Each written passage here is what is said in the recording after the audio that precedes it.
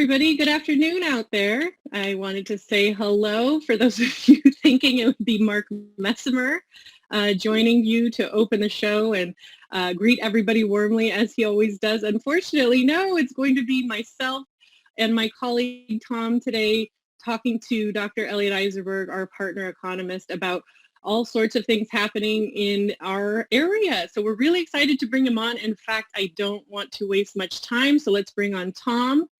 My colleague Tom DiRezzo, also an AccuLister, if we had a verb, as well as Dr. Elliot Eisenberg, as I mentioned, our partner economist, who does a lot of work with us, trying to keep everybody knowledgeable about the market.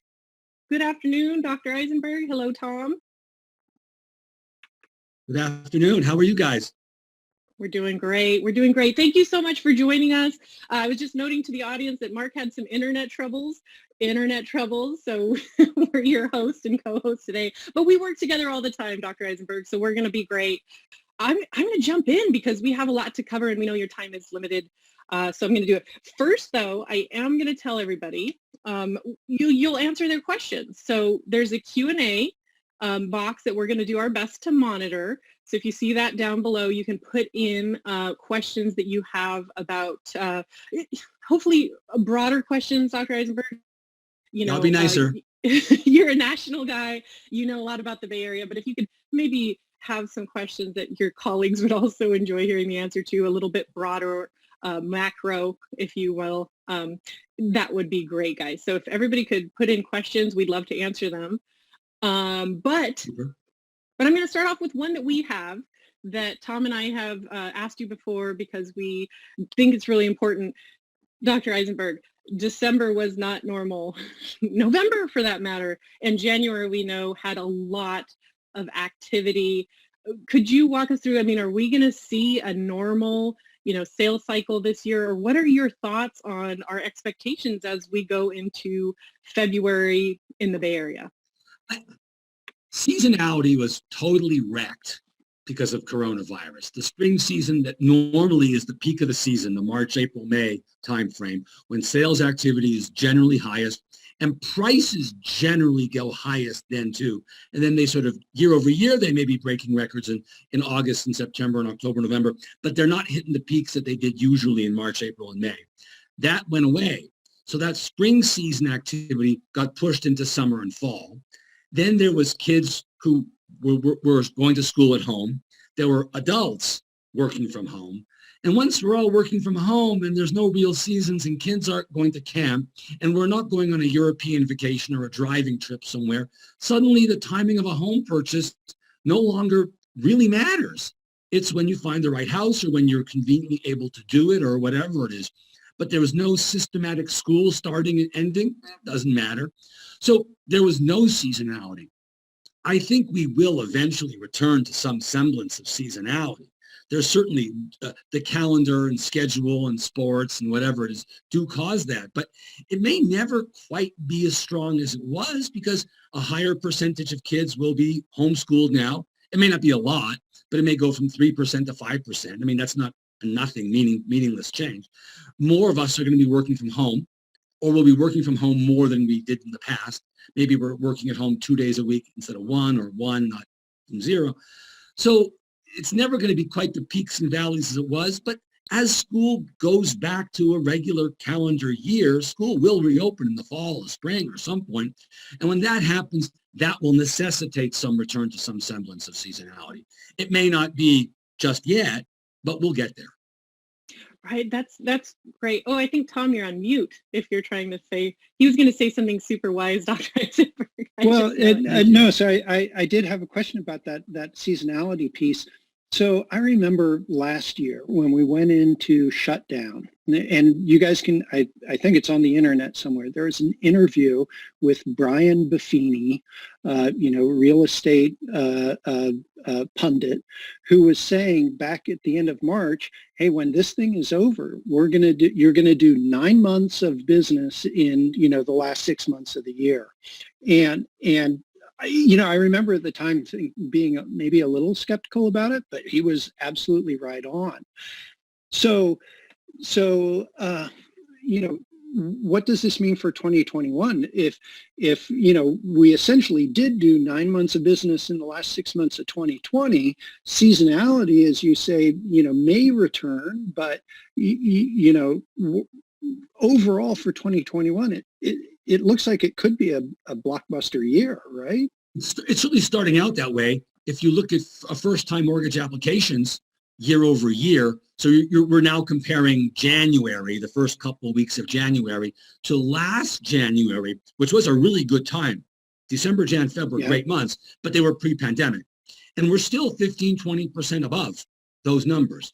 So the differential between, say, September, October, November, July, August, September, October, November, December was roughly 20% year-over-year appreciation. That's continuing now over into the new year as well.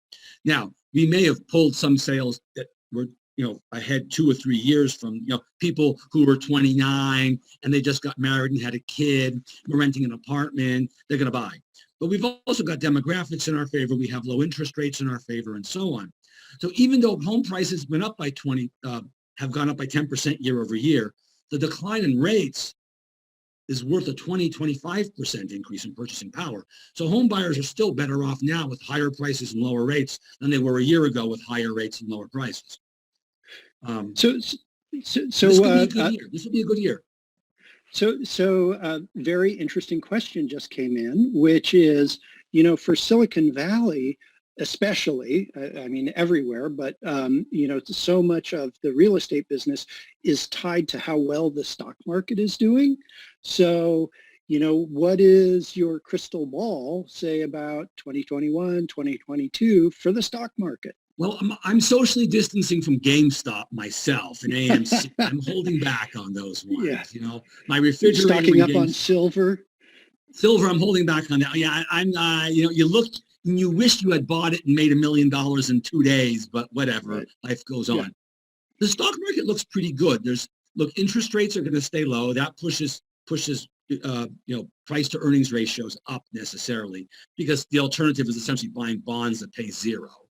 The stock market, corporate earnings are getting better. The stimulus checks are going to help.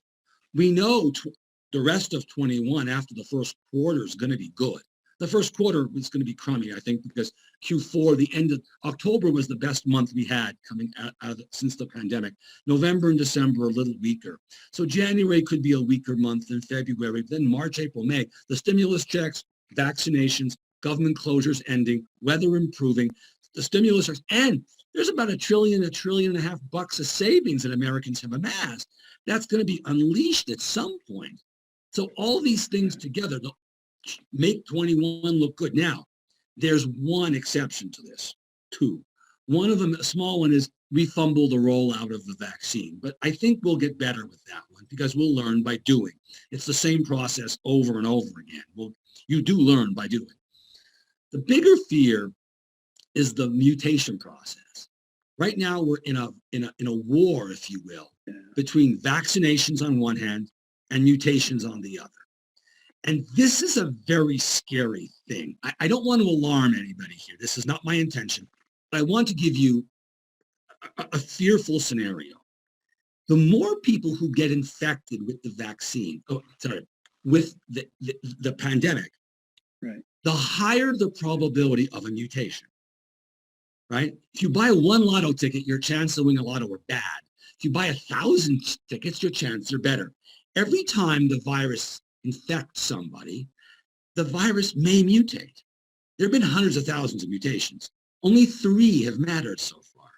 But the more people who get the illness, the higher the chances of a mutation.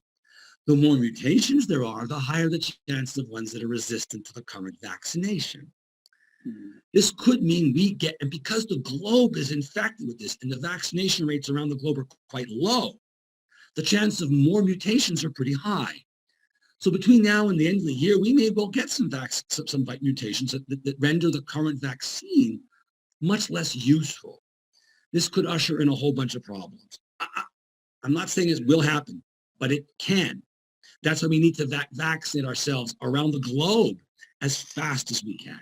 That's the only real fear I have for 21. 21 is going to be a great year. GDP growth of 4-5% for the whole year, 4 or 5 million jobs created. This is going to be a stellar year. That's really great to hear, Dr. Eisenberg, because, we're seeing sale to list price ratios, Tom, come back to pre-pandemic levels, or at least near pre-pandemic levels here, all over, even Santa Cruz County and Monterey County, where you don't normally see that. So what do you do when you're paying over ask? Dr. Eisenberg, you sometimes dip into those stocks or dip into those savings. So, that could mean that those trends continue in 2021. Yeah, and the other thing is keep in mind which stocks are popular where you are. The companies that do well in the San Francisco at the northern end, right, and Santa Clara County at the southern end, these are tech companies. Uber and, not Amazon so much, they're in Seattle, but nonetheless, you get my point. Right. These are all firms that are benefiting from the pandemic. They've done well, they've rejiggered, they've become more important in our lives than ever before. Manufacturing firms have done well also, right? They're making stuff because we're buying lots of stuff because we're not buying services. We're locked in our homes. We can't go to a bar or a ballet or a basketball game. So we're buying Peloton or whatever it is, something else. So the firms in Silicon Valley have been beneficiaries. Facebook has been a huge beneficiary. Google, huge beneficiaries. So those stocks, and they're the ones that are driving a lot of the stock market gain. It's not so much Gold's Gymnasium, for example, or Neiman Marcus. They've gone, if they're not belly up, they've gone belly up or coming out of bankruptcy or whatever. So you're particularly lucky in that case. You have some unlucky things going for you too, but that's one of the big lucky ones. So I have another question that came in. So we're seeing more and more of these news articles that are talking about people relocating out of the Bay Area. And, it's not reflected in the sales data for homes, but we're seeing it a lot. So our suspicion is, it's renters moving. But the question is, will that bleed into the single family home market?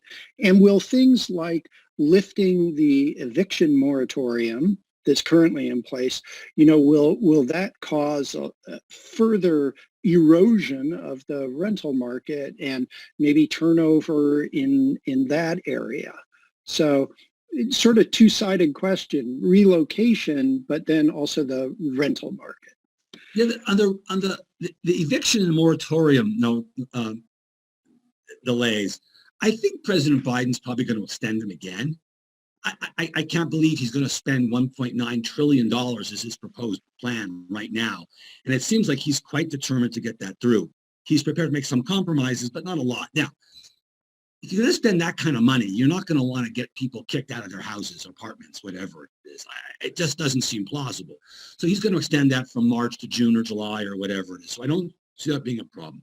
Moreover, to continue on that piece of the question that you have, the homeowners, if they do in fact lose their home because they're in forbearance program of some kind, they got home equity in their house because home prices are going up by 0.5% a month, 1% a month, whatever it is. So these homes, they may not pay the mortgage, but there's lots of equity. So they sell the house, they pay off the lender. There's still money left over that this person being kicked out of their house could well get a check for $100,000 as they're kicked out the door. So the lenders have no incentive to dump these homes on the market.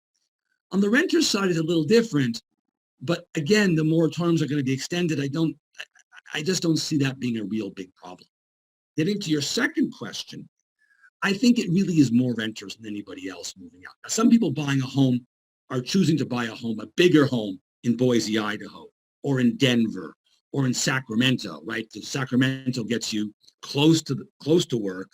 You can go in twice a week if you have to and take a 2-hour drive each way or whatever it is, or rent a little apartment for whatever. It's doable. So there's going to be some bleeding there necessarily because you're so expensive where you live. And but Sacramento is no longer a bargain either. A nice home there is $700,000. They're as costly as LA. You're still much cheaper than San Francisco and Santa Clara. So there'll be some bleeding, but not as much because prices there are going to catch up. Prices where you are going to go down, or not go down, but not move anywhere, or go up a little bit less quickly. So the gap shrinks a little bit. If they were here and you were here, and now they're both going up, they're going up faster, the gap shrinks a bit. So that may discourage some people. I don't see a massive exodus either. It's just not going to happen. Someone who loves San Francisco is not going to be happy in Sacramento. Some people won't care, but, and moreover, the huge imbalance between supply and demand is not going to go away. It's not like builders are building lots of homes here meaning Santa Clara County or the whole area, San Mateo, whatever. So even if a few thousand people go away, this is not going to have huge impacts on your market. It may have huge impacts on other cities. Right. Boise, Idaho is going bonkers, right? They're astounding. I think they're the #1 city in the country in terms of in-migration versus out based on U-Haul. And U-Haul is a renter, generally a renter process. Owners tend to use Allied Van Lines or something bigger company. Yeah, my neighbor Elliot, Dr. Eisenberg left on Monday. Elliot's fine. Anyway, they moved away. We're moved away on Monday to Boise, Idaho. So I, dried the tears and said goodbye. But anyhow, we're getting some really great questions to in terms of, and this, I think we're kind of leading to this. You're very bullish, I guess, on 2021 and saying should be a great year. And we're hearing from agents that buyers are a little worried and think this may be a bubble, or may think that prices are bound to drop and just kind of waiting it out. Is there any reason behind that? Or is it just people's nature to think it just can't keep going up? I think it's the latter, and it's also informed by our experiences in 2006, 7, 8, when there really was a bubble. Now credit conditions have actually gotten quite a bit harder. Credit conditions are now as difficult as they were back in 2014. Put out by the mortgage bankers, put out a weekly or monthly index on this. And it was getting easier and easier and easier, and then all of a sudden it got much harder. A. And B, if we compare it to 2006, 7, 8, builders were building for nobody back then. Home ownership rates weren't going up. They were just building for flippers. So I bought a house because you built it, Michelle, and then I sold it to you, Tom, who in turn flipped it and sold it to me or my brother or something. We were making money flipping homes. There were too many homes and too easy a credit conditions were out there. Credit conditions were too easy. Now you have neither of these problems. You really have a systematic desire for homes, not and a large imbalance, a shortage of homes of nationally 5 million. And some of that imbalance is occurring where you are too. There's huge job growth and very little home construction activity because it's very hard to build a house. Home builders can only build high-end homes. There are no homes in your area being built that are entry level, right? You can argue what entry level is in different places, but where you are, it's 600,000-700,000 essentially, which is hard to imagine for most other parts of the country. But builders can't build a house at that price. So there's nothing at the lower end. There's not enough at the middle and upwards. Okay, at the above 5 million or 3 million range, there are plenty of homes, but below that, there aren't enough homes. So there's strong demand. Demographics are good. Interest rates are low. Housing supply is down. This is not 2008. It truly is not. Now, I don't expect a price appreciation to maintain this torrid pace. But if it falls by half, that's still a pretty good pace. And it suggests that you shouldn't be waiting to buy the house, hoping for a price decline. Look, that could happen too. Anything's possible out there, but it would take a lot of bad things to happen to get something like that. And remember the other thing out there, and this is important to remember too, we fundamentally look at housing differently now than we did pre-pandemic. Pre-pandemic, a house is where you slept and you ate breakfast, lunch, and dinner, and you went out of the house all day long. Now you're saying, oh, I'm going to spend more time in my house. The house is fundamentally more valuable than it was. You're valuing the same sticks and bricks more highly than you did in the past. So a one-time bump up in home values across the country is a reasonable thing in light of the pandemic. We're spending more hours in the day in the home.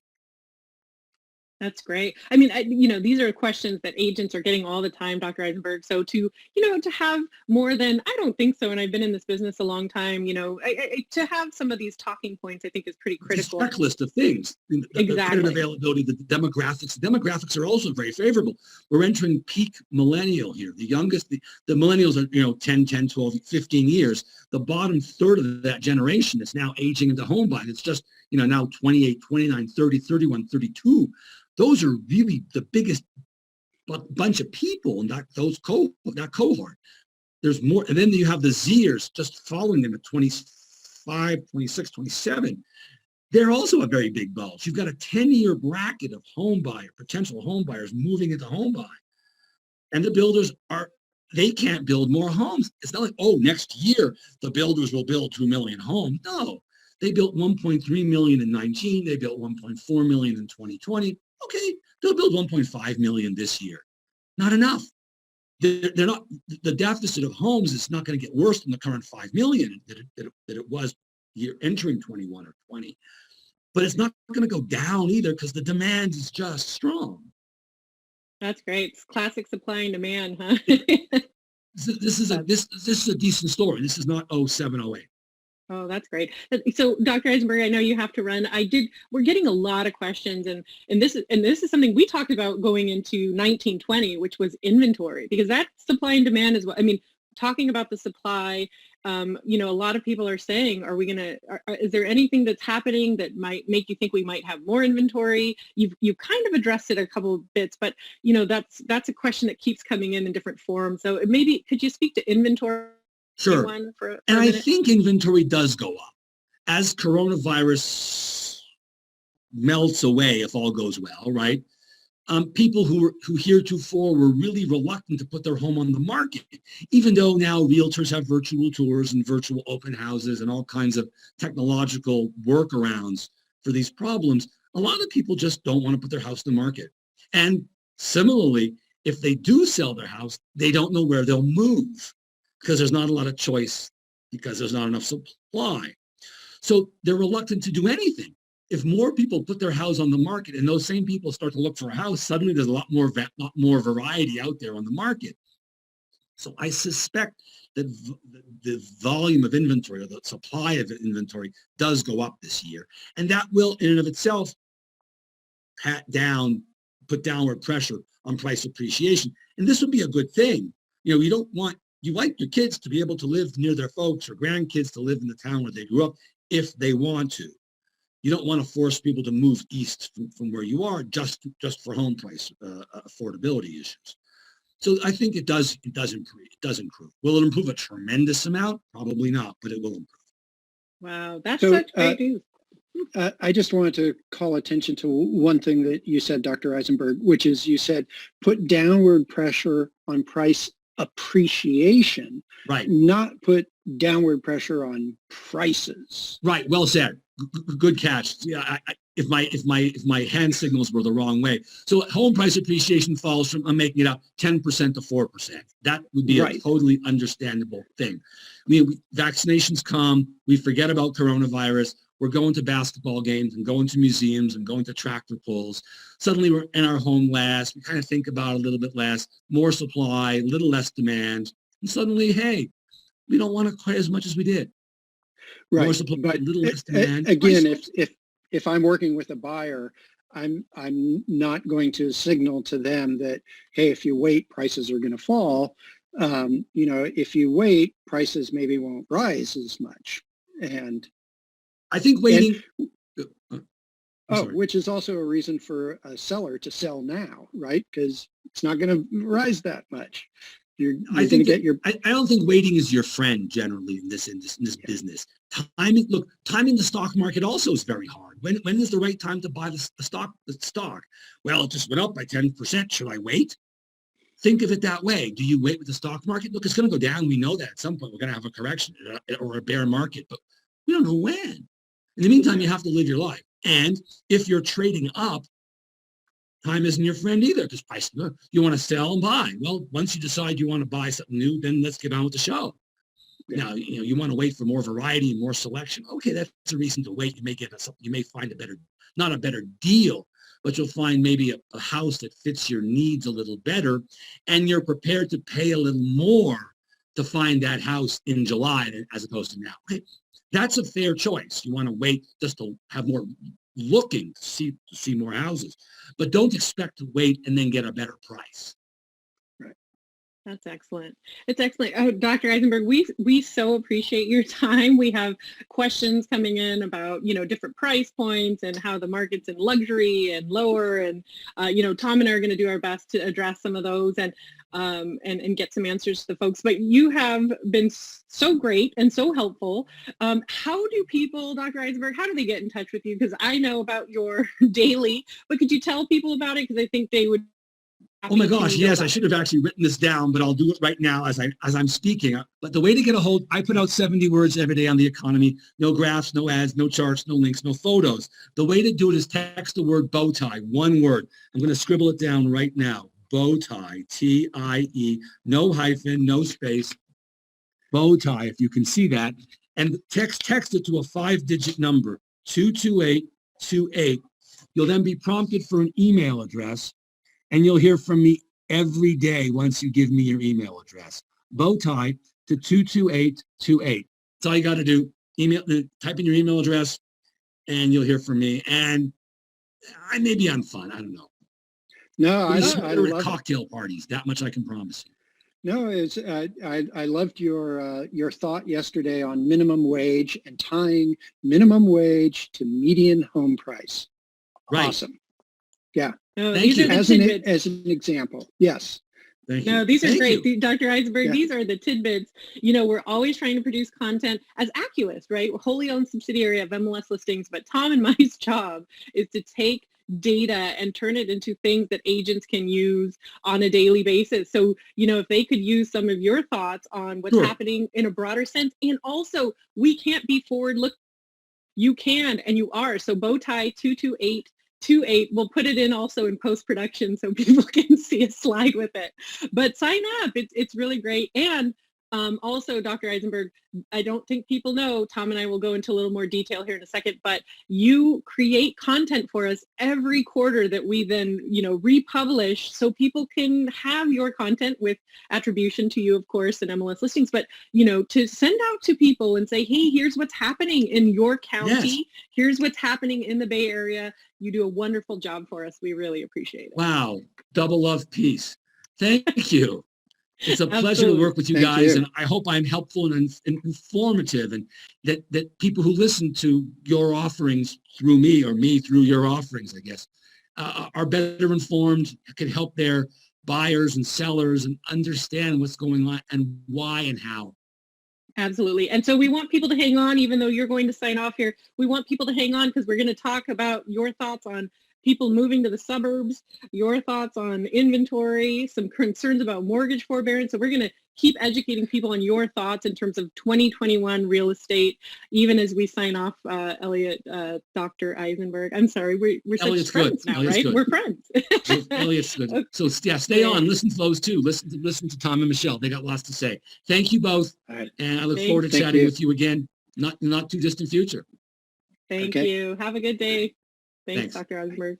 So everybody, like I said, let's hang on there, Tom. I mean, there's definitely, unfortunately, some questions that came in that we couldn't get to with Dr. Eisenberg, but we have met with him before. So we came in to meeting with him at the turn of the year. So 2021. And I think we're getting questions about these. So if it's okay, I wanted to talk about the mortgage forbearance and the concerns about those, which Dr. Eisenberg said should be discounted. Now, I made that a quote because it's what he said. Now, we can talk about this in a second, but his thoughts on that are the number of properties in forbearance program of sorts is very low. He said the number of homes with negative equity, which he also talked about earlier in the show, is also very low. And just to be clear, he's talking about our area, MLS Listings area. Specifically, yes, this is work for us. And he said housing is a bright spot in the economy in general. So he was feeling really good about this. So, those are the questions to summarize.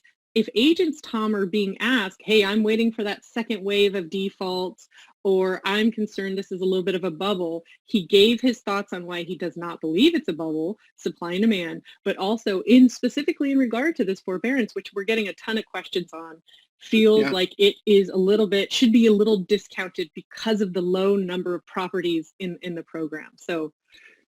Yep.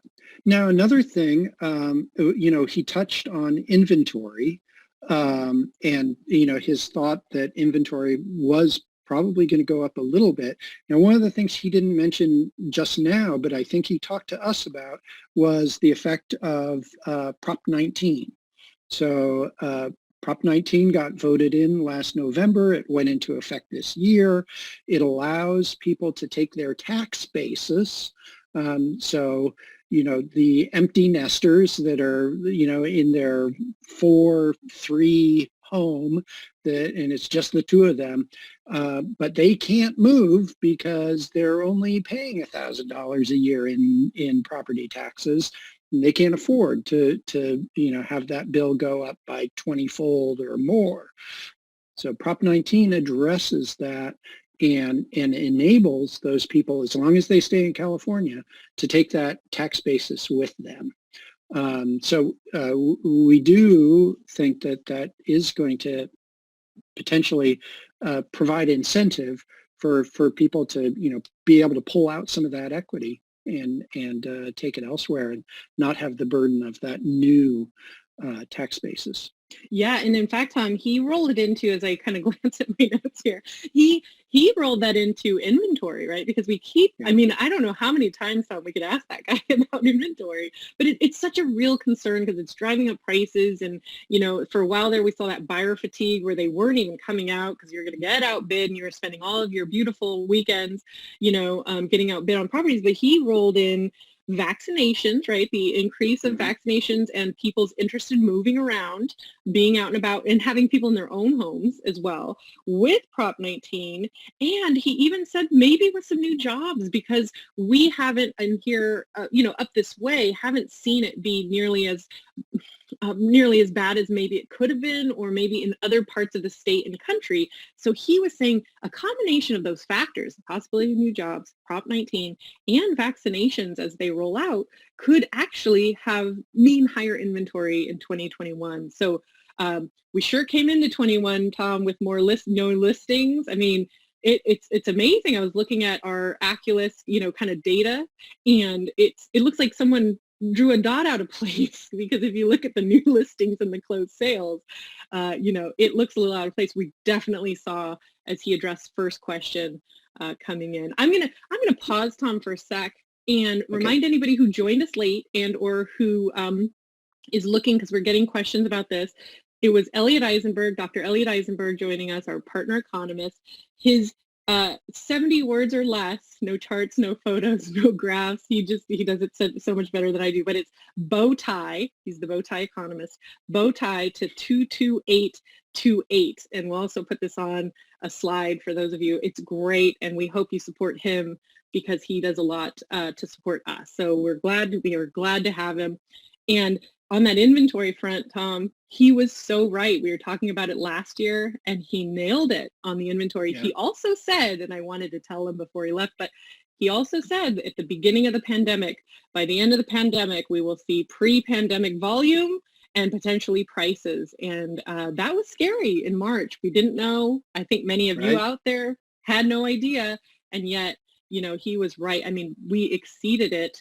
Santa Clara County single-family homes exceeded 2019 levels in both number of homes sold and volume as well. And that was Santa Cruz County, San Mateo County, Monterey County, and San Benito as well. Right, Tom? Yeah, it's all of them. So you we're talking about 2021 and how it's starting off and how, it's different. So do we want to talk about the tools that agents have to keep track of what's happening in 2021? Yeah, absolutely. Absolutely. Let's do it, because I wanted to point out two things, and let's make sure, Tom, that people don't leave without knowing that, one, a lot of Elliot's content is available to them all the time in terms of every quarter. He's taking a look back at our area by county and Right. putting in some really great little things that you could send out to clients. So let's make sure people know about that. And let's tell them about the weeklies too. We're keeping agents informed every Tuesday morning. You want to start in with that, Tom, or do you want to? Well, yeah. So, last year when the pandemic started, for the first 100 days, we did a daily prezo that kept track of where the market was in terms of how many new listings, how many listings went pending, how many listings went sold for the first 100 days. And then after that, we started doing a weekly. And we did that for all of 2020. But it was for all 5 counties combined. And, a lot of people were saying, gee, this is great. It's super important, but I really am only interested in Santa Cruz County or Monterey County. Can you break this down by county? And we just really weren't prepared to last year. But it's 2021, and we are now just launched weekly presentations. They're actually one-pagers now that are broken out by county. And is it okay if I share what Do it. what Go they ahead. look Yeah. like? Why don't you All work right. on sharing it and I'll tell people about what we're doing here. So, as Tom's mentioning, so this is every Tuesday. This is for MLS listing subscribers. This is something that you can access via the pro homepage, right? So Yep. pro.mlslistings.com. Maybe instead of heading right into Matrix, like I know you guys do every morning, maybe hit this button, which is Acculist Weekly update, which is up in the top. And so Tom's going to tell you what it is. We can also show you where to get it. But every Tuesday morning, by county, by week, Tom, we're super excited about this. Yeah, so what we're looking at here is for Santa Clara County, but again, there's one for each county, and they all have the same data, but particular to that county. And up on top, we've got what we call our KPIs, key performance indicators.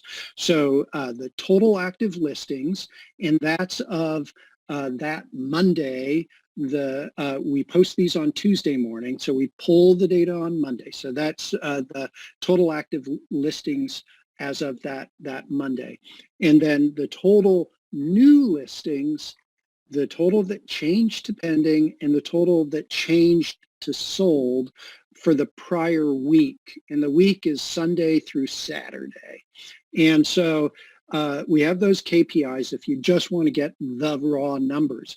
But if you want to see what the trend is and what's happening over time, we have 3 charts down below. And the 3 charts look at new on top, ones that went into pending status in the middle. Pending status is expected to close. You're not taking backup offers. You're expecting these to close. And then the last chart is on how many went into sold status. And then within each chart, you'll see there's 3 lines. And that's because we want to look at what's happening in 2021.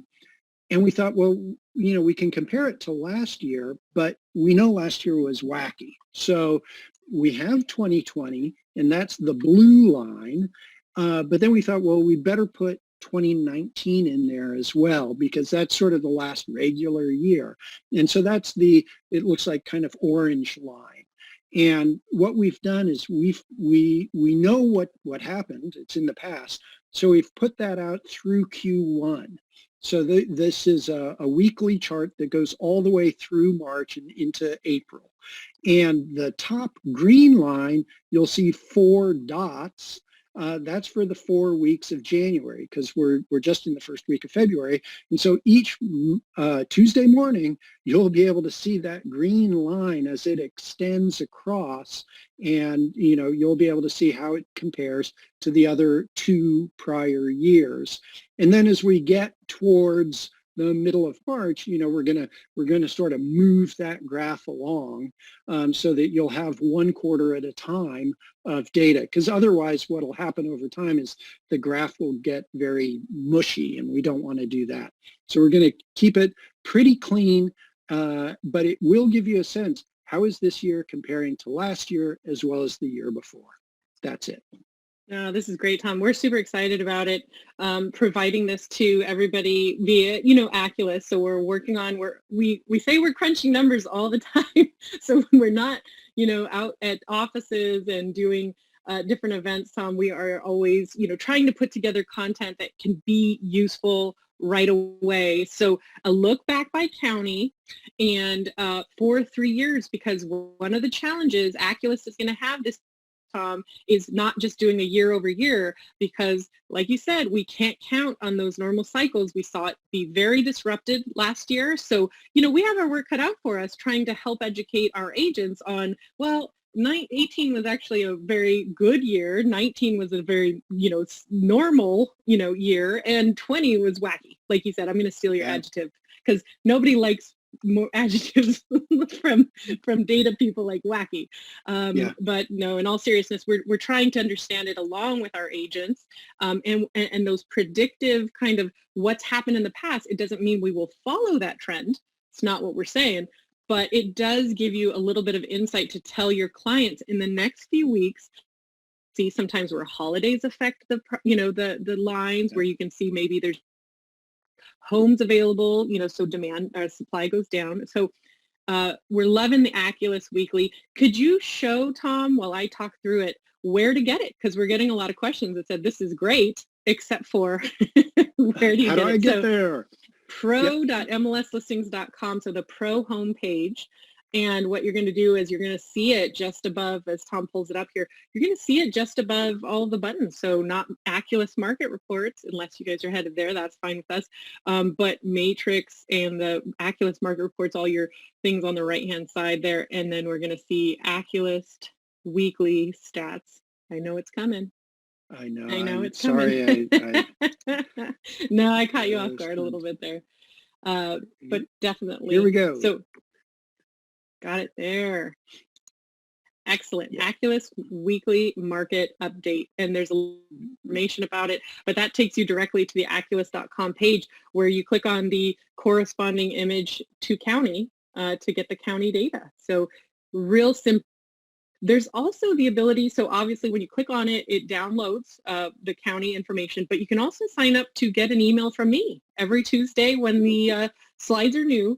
That just gives you an easier way to do it. So on the Aculus page, see there that it also says sign up for an email that I would send to you every Tuesday morning so that you guys get this to your inbox. We're trying to make it as easy as possible. And like Tom said, we have big plans for it for the rest of the year, and we will be updating it every week. So questions coming in, Tom, on just some housekeeping items for sure. This is being recorded. So this is being recorded and it will be available on YouTube shortly. And it can be used. So we're getting questions about, can this content, Elliot's content, our content be used for marketing? And the answer is yes. Yes. If it's Elliot's material and you're going to, quote or, say reference Elliot, then we'd love for you to have attribution, proper attribution, which is Dr. Elliot Eisenberg, partner economist, MLSListings or Aculist. So we'd love to have that attribution. And we would be happy that you guys use this content if it's helpful for your buyers and sellers as well. So with that, one last thing, Tom, and I don't want to keep these fine folks too long, but Dr. Eisenberg, as I mentioned earlier, he does content. He creates content specifically for us every quarter. And most people don't know where it is because it's a little hidden. It's on MLSListings.com, which is our consumer-facing site. So some people don't even know this exists, but it's a forward-looking, or the Aculus Weekly. It's a consumer-driven site, and it has a area called the Media Center, right? So in the Media Center, there's lots of information, summaries that we do monthly, summaries that Elliot provides to us quarterly. Also, our web widgets. So constantly updating graphs and charts by county that are downloadable, and we're happy for you guys to use those on several factors that are available, such as inventory, prices, months to sell, closed sales, all for both condos and townhomes and single family. So interactive graphs, completely available for your use for marketing, your newsletter, your website. that are available on MLSListings.com. So you have to check that media center from time to time, Tom, to make sure that you get all of the information that's available to you guys, so that you can use it to contact people, use it to speak with your consumers, and don't reinvent stuff. We're hopefully doing a little bit of it for you. So there's lots of things that Aculus is doing, Tom. I guess that's what I'm trying to say, to try to keep people educated and to try to create professional marketing materials that are available from us, also from Dr. Eisenberg, in the form of graphs and text, and we're kind of hitting it from all sides. Not sure if you have anything that you'd want to tell folks about what Aculus is doing. I think you've covered it. So, yeah. Okay, that usually means it's time to zip it. I hear you. I hear what you're saying. No, this has been great. So, have people want to know how to reach us, Tom? So we're, working MLS Listings. So Tom Durezzo, T Durezzo at MLSListings.com. I'm M Ronco at MLSListings.com. But, support at Aculus.com is probably the best way to get us. So support at .com. I see some of you guys have some questions. And so go get your weeklies, sign up for that, or at least come visit us. Don't forget the write-ups from Elliot Eisenberg on the quarterly basis. And that's it, Tom. I'm going to thank everybody for joining us. I know some of you were disappointed when you didn't see Mark Messimer initially on your screen. Unfortunately, he had some troubles, but we are appreciative of your time. Tell your friends, tell people in your offices that, yes, YouTube. So this will be published for people to reflect on. And, if there's any questions that you have that we can maybe talk to Elliot about, over the next month or two, we'd be happy to understand what it is that we can be asking him that could be helpful to you. So if you have questions that you want us to pass along, be more knowledgeable about the next time we talk to Dr. Eisenberg, please let us know. And with that, Tom, I'm going to sign off for us. Tom, Michelle, Aculus, right. MLS Listings Live. We were told it's number 13. So I guess lucky 13? Lucky 13. That's right. Thanks, everybody. Really appreciate your time today. And good luck out there. Yep. Take care, guys. Make sure to check out our Pro Support page for additional videos on a full range of topics. And don't forget to click that subscribe button on our MLS Listings YouTube page.